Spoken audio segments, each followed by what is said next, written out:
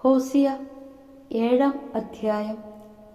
ഇസ്രായേലിലെ ഉപജാപങ്ങൾ.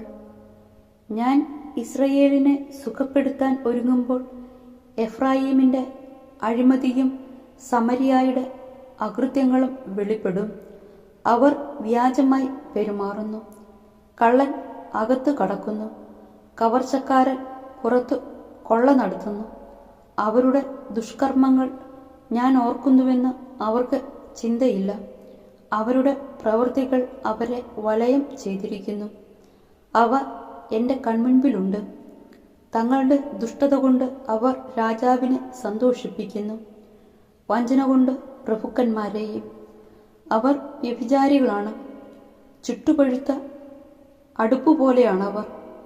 മാവ് കുഴയ്ക്കുന്നതു മുതൽ അത് പുളിക്കുന്നതുവരെ മാത്രമേ അതിൽ തീ ആളിക്കത്താതിരിക്കുകയുള്ളൂ.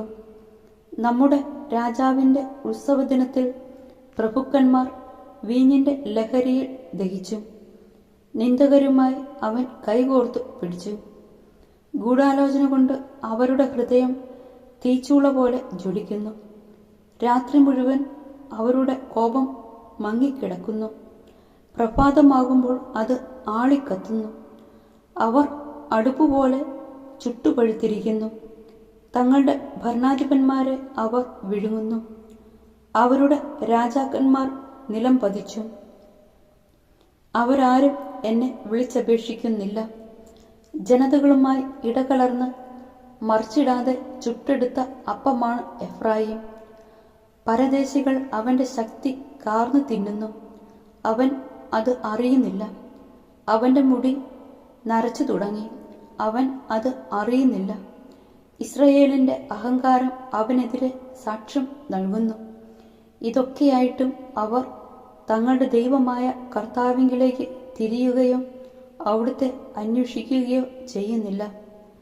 സമൃദ്ധിയും വിവേകവുമില്ലാത്ത മാടപ്രാവിന് തുല്യമാണ് എഫ്രായിം.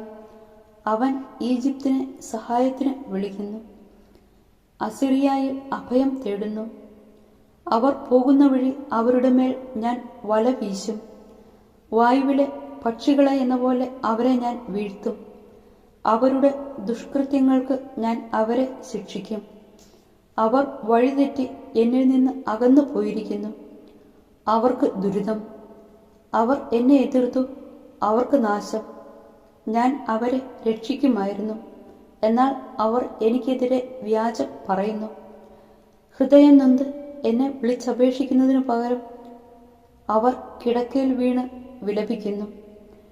ധാന്യത്തിനും വീഞ്ഞിനും വേണ്ടി അവർ തങ്ങളെ തന്നെ മുറിവേൽപ്പിക്കുന്നു.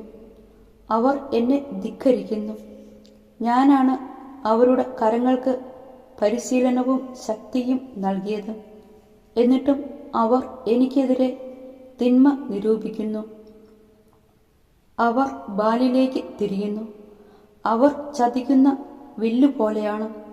അവരുടെ പ്രഭുക്കന്മാർ തങ്ങളുടെ നാവിൻ്റെ ഔദ്ധിത്യം നിമിത്തം വാളിനിരയാകും. ഈജിപ്തിൽ അവർ ഇതിനാൽ പരിഹാസ വിഷയമാകും.